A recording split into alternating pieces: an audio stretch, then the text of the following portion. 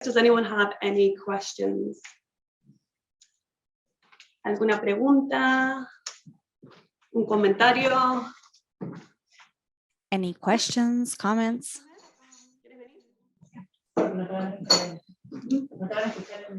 Sí, para el micrófono.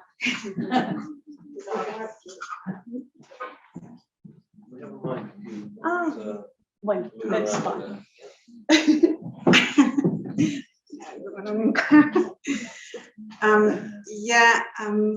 Thanks for inviting me to the conference and all that. But, I just wanted to make a comment about that is very important for me because I'm Mexican. And I just wanted to say that it's very important to understand, I think that, because there's like 10 to 11 women that are killed a day in Mexico. And it's very important to understand that the femicide is not really about the war on drugs. It started long before. And I think like there's a lot of, every time people, and I'm not judging anyone, I know that that's like also the way not news come out of Mexico and Latin America in general. Not everything is the war on drugs. And there's a lot of misconceptions. And you're saying that, just to say, sorry, like to finish, the femicide started in the late 1990s and it's more to do with obviously misogyny, like extreme misogyny, the religion and classism and racism, because there's a lot of, most of the women that are always killed are of indigenous or descent or Afro-Mexican and poor. And they, the way they started, it was people who were working in sweatshops as well. So there's a lot of thing about class and about exploitation of women. Sorry, I know that has nothing to do with embroidering, but it's important to understand that this is nothing to do with the war on drugs only. It's deeper than that. Thanks. Hi. So bring the microphone.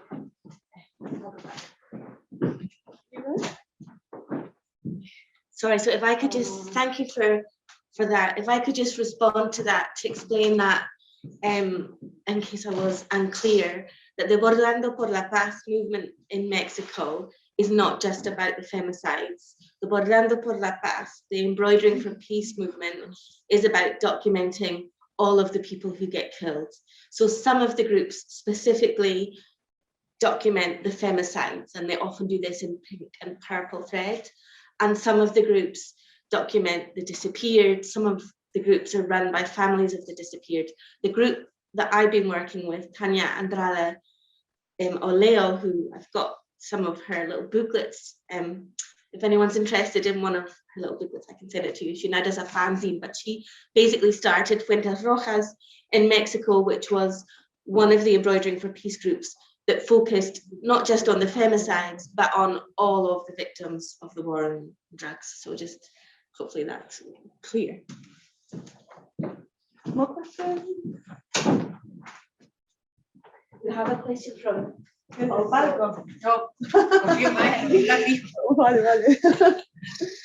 No, solo quería hacer un comentario de I just wanted to comment on an experience. And it's that one of the most remembered assassinations during Pinochet's dictatorship was the death of Rodrigo Rojas. He was burnt alive.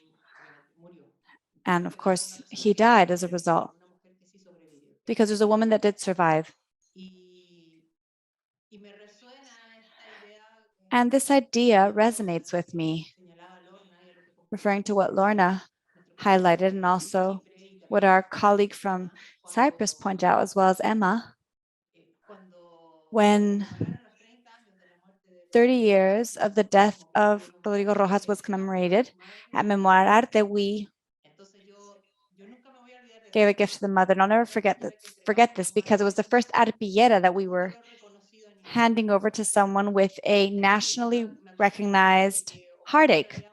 So I said it would be nice to not be giving over arpilleras, but instead to hand over something else. This has to do with the spheres of recognition. There is an author that speaks of these spheres of recognition, and they're these small acts that it seems justice is always going down the path of court, sanctions, and sentences. And we know that oftentimes this does not work, but we do know that by comforting he who has suffered or she who has suffered through an artistic act, perhaps is nothing, but it could also be everything, because there are some people who can only receive this recognition. It's all they receive, someone saying, I know it hurt you. And if it hurt you, it hurts me too, because it could have happened to me as well.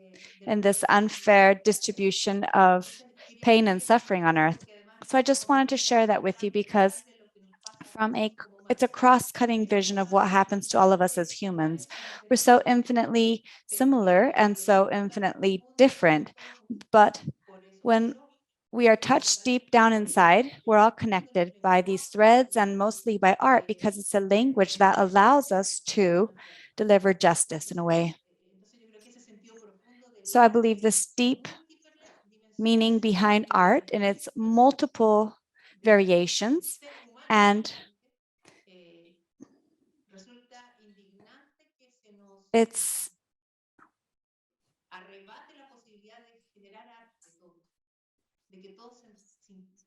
outrageous that that they take from us our ability to create, to make art, because it's not about doing something good or bad, but that by doing it, we can connect to someone else. Thank you very much. Any other questions? Yeah. Do you want to bring it to you? Do you want to come?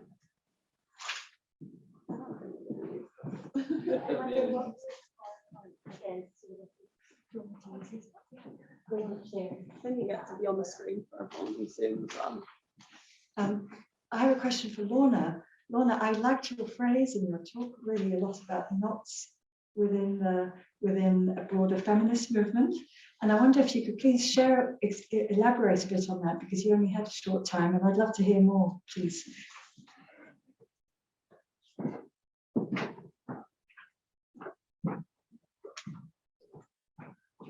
So thank you for that question, Jacqueline. I'll be very brief, because I can see that there's also a question for Iosif in the chat. Yeah, I think of the needlework groups, and I guess this is also referring to all kinds of activist art groups throughout the world. They're now connecting through webs, transversality, and in terms of the needlework groups, I see the different groups as knots, but then they connect with one another across countries. And so this is a little piece of paper that was sent to me with the fanzines I mentioned. And it says, Dear Lorna, I believe in the power that women have with needle and thread to transform realities. I believe in the power of life and understanding amongst ourselves. Querida Lorna, creo en el poder que tenemos las mujeres con la aguja y los hilos para transformar realidades. She is reading the translation into Spanish.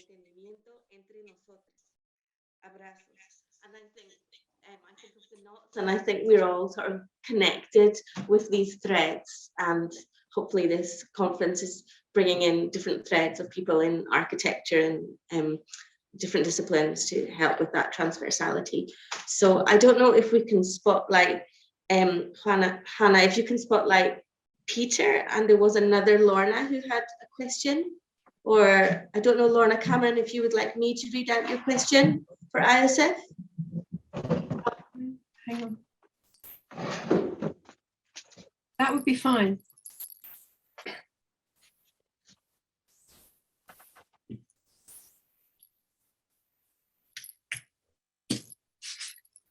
Lorna, we can't hear you at the moment. Sorry, I muted myself. Sorry. So that Lorna could read it, but I will read it. It says, Iosif, I am looking at access to justice through the architecture and materiality of court spaces. I wonder how you feel the materiality of the memorials and their spaces is important to make them accessible to people on an emotional level. And that's from the other Lorna Cameron. Yeah. So Lorna, can I respond now? Yeah. So Lorna, thank you so much for this question.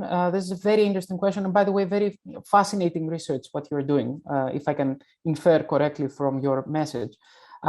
The short response is that I don't know, and the honest one, is because I'm taking the first step in this project. So now I'm trying to map all the memorials in Cyprus, which in itself is how can I say, is a time-consuming enterprise. So I need, first of all, to map the state of play. And then as a second stage, I will try to interview the families and the relatives of the missing in order to understand their perception and their needs.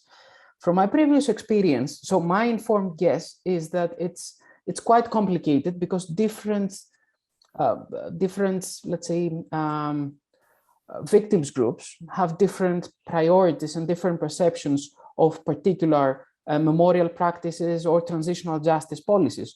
So for some of them, memorials are not as important as the struggle for truth, to an acknowledgement, which at this stage seems to be almost impossible. For others, and anecdotally, I know that because some of the families were the ones that initiated the process in order to erect some of these memorials. So for them, some of them, and I think it's related to the fact that they don't have a body to mourn because they're still searching for their loved ones. So they need the physical space. You know, as you mentioned, the materiality of it is very important as a vigil, you know, as a place where they can go and they can commemorate their loved ones. But having said that, for others, it's not as important because they need justice. They need for those responsible for their suffering to be investigated and to sit on a trial. So but that's my hunch. I'll need to do the next step. So, but if you have any further thoughts about how to, you know, how to approach this, more than welcome. Any thoughts? Thank you. Thank you. I'll put something in the chat on that so as not to take up too much time. Thank you, Lorna. Yeah. I've unmuted Peter if he wants to ask his question now. Hello, thank you so much for this opportunity. I'm actually watching from Kenya in a village called Kisii, 400 kilometers from the capital city, Nairobi. I just wanted to ask the previous presenter where the installation is kept, whether in a museum or wherever, the thread one. It's very interesting and quite unique in the sense of presentation and also the message that is carried in the presentation. Thank you so much.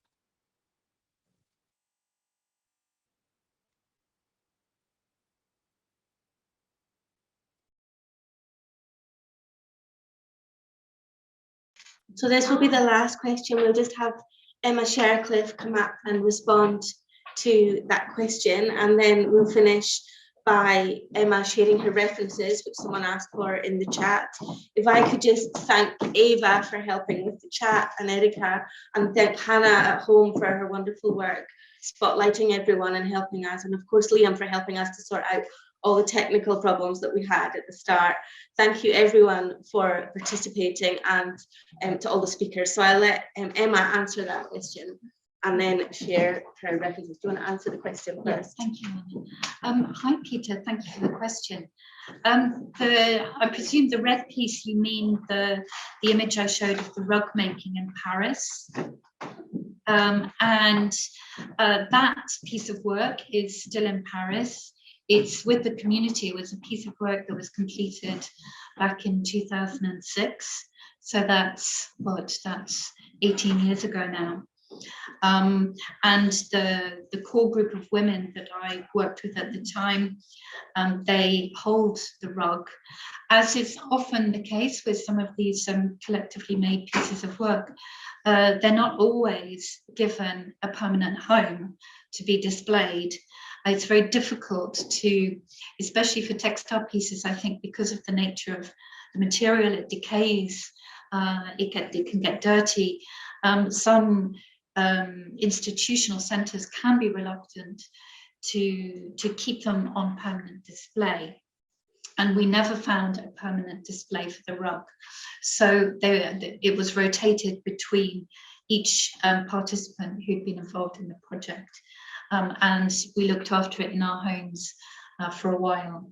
So I hope that answers the question. I think it actually raises more interesting questions, is how do we look after, store, archive these types of collective textile pieces of work that are often associated with the mundanity of domestic life in many ways. And who decides what is kept in archives, and who has access to those archives to then revisit the work. So thank you, Peter. That's a lot to go away and think about. So yeah, and now I need to share my you could share your my references. references. Thank you. This goes there.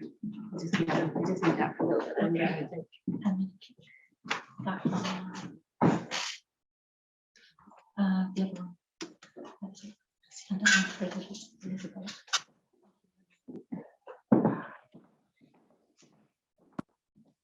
Thank you, everyone. So we'll end there. And if I could thank probably most of all our interpreters, Luce and Lida, for the amazing job that they've done interpreting for us today, which has really brought this event to life. Without them, really, we couldn't have had such an engaging, multilingual event. So thank you, everyone.